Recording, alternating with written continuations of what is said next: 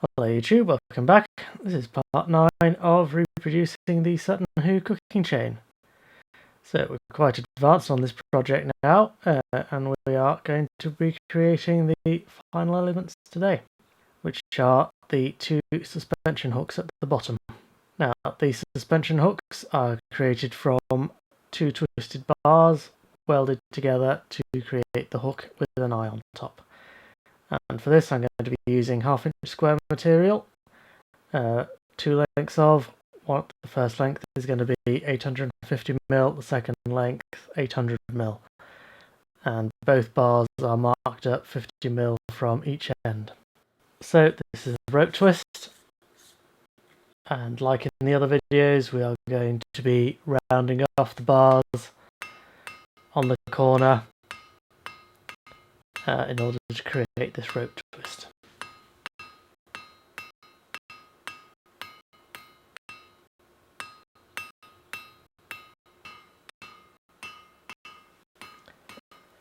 So keep rotating it as you go along and you will get nice rounded edges.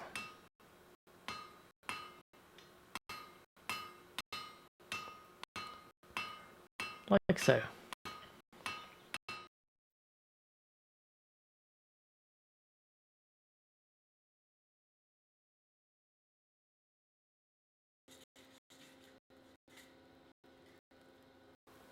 So after rounding off the corners, you want to go in with the chisel and stick a groove straight down the middle of each face on both bars.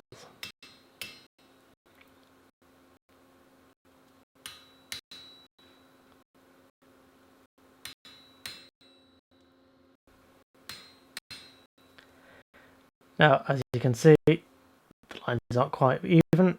Don't worry about that. As you put the twists in, it will close up the groove and even it out.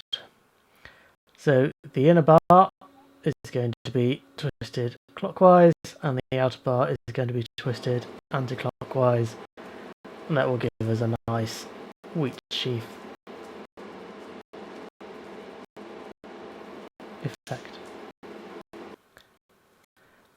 So here is one of the bars, and I've stuck a piece of chalk in the middle to show you where the centre is. I will mark up that centre, and taking a nice red heat on it, I will bend that bar straight in the middle over the bick.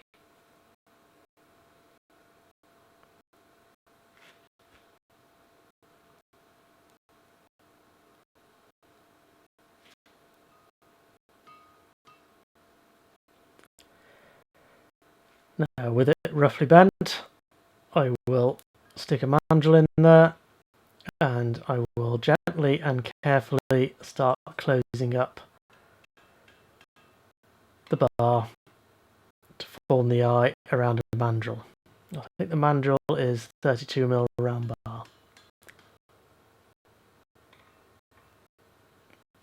Now I'm tapping this quite carefully because I don't want to damage anything.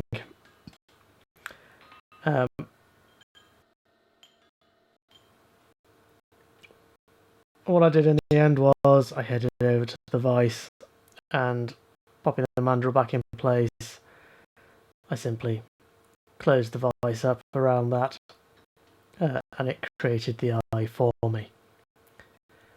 Now, back in the day, this was probably a two-man job, and it could either have been hammered very gently with wooden hammers, or closed up with tongs. So with the bar bent around the mandrel, I will then go and work. I will then go and work the other side of the metal and close up the feet.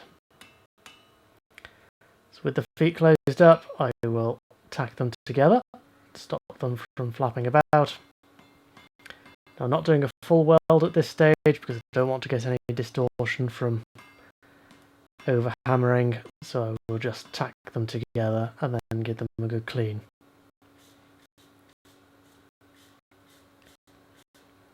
So here is the bar bent around the eye and with the feet welded together. So at this stage I'm going to prepare a weld of the external bar to the inner bar. And I'm going to do this as a faggot weld, which is one down on top of the other. It's a bit of a faff, but it's doable. Like so. So the first heat I'll just tack it lightly, and the second heat I will do a slightly more rigorous weld. The way I'm still not fully welding this up at this stage because, like I said before, I don't want to get any distortion in there.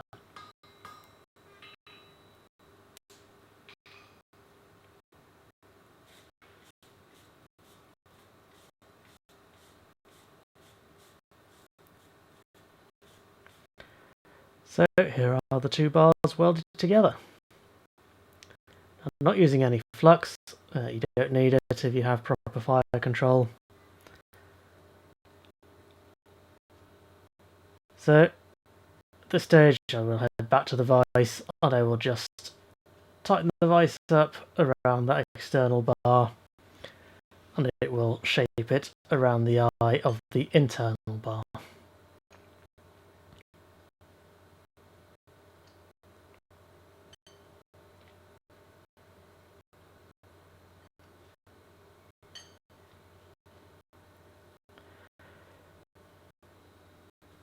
So with the eye started, I take another heat and I will pop the mandrel inside that internal bar just to make sure it doesn't distort. And I will bend the external bar halfway around the eye. I'm only doing this in halves because I don't want it to kick out. I will just take another heat afterwards and bring that leg parallel to the other bars. I'm not making any effort to get it in yet because I'll just take another heat and back in the vise I will close that up fully so that I have a perfect wraparound around that eye.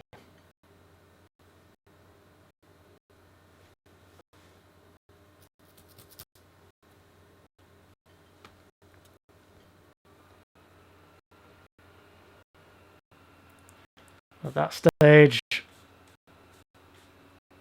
I will take a first heat to get that foot down on the others.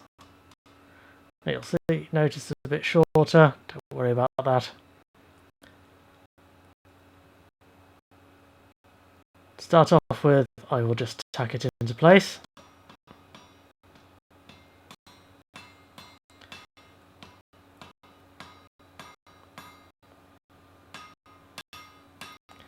And then I will take a full-on proper welding heat and I will start welding all 4 feet together properly and getting a good blend in there.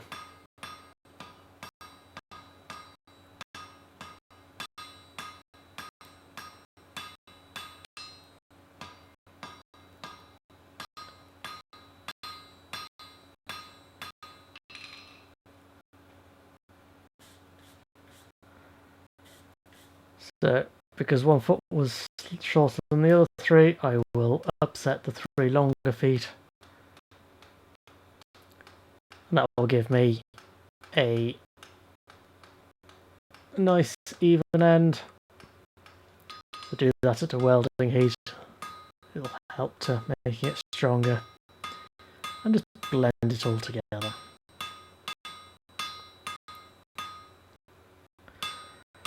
And the next thing is to start forging out quite a shallow taper on the end there. It'll make it easier to form the hooks on the end. Make it look a bit smarter as well. So I'm going for a chisel taper, which means that it is an even width throughout. I started that off with my ball peen and I will finish off with my wide-faced hammer. That just gives me a nice, smooth, planished effect, like so. As you can see, that's welded up not quite nicely. It looks quite smart, if I say so myself. So the next thing will be to stick that hook on the end.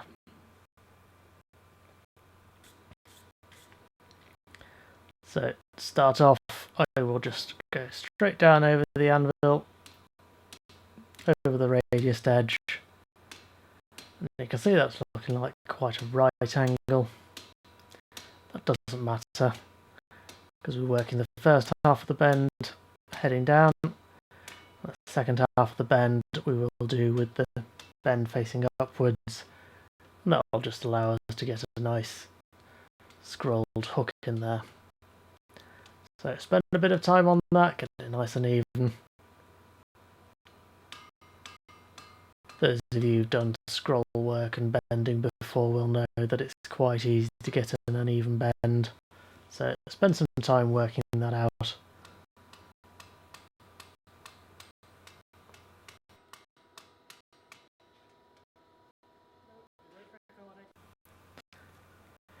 And here it is. One of the finished hooks. Now, I started making 2 of these. I didn't actually have time to finish the second one, so I'll do that when I make the other missing bits off camera. Things like that first triple bar element that I need to make 2 more of, and some more chain work and all that. Stuff you don't need to see because it's already in video. But this has come along quite nicely.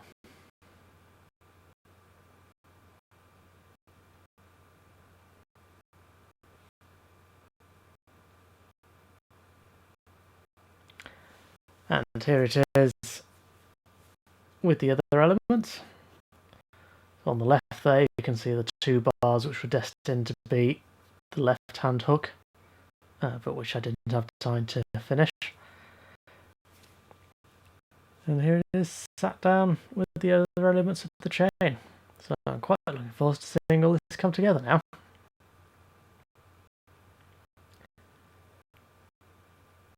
I think this is going to be quite a smart piece.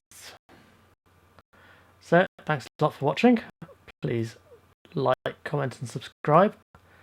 If you do enjoy these videos and feel that you're learning from them, and if you would like to support their creation, please consider donating on Patreon. Every penny I get goes towards making these videos. I've recently had to replace my camera because the old one died. Thanks to Patreon I was able to do that quite quickly. So thanks a lot guys, and I will see you all on the next one. Bye.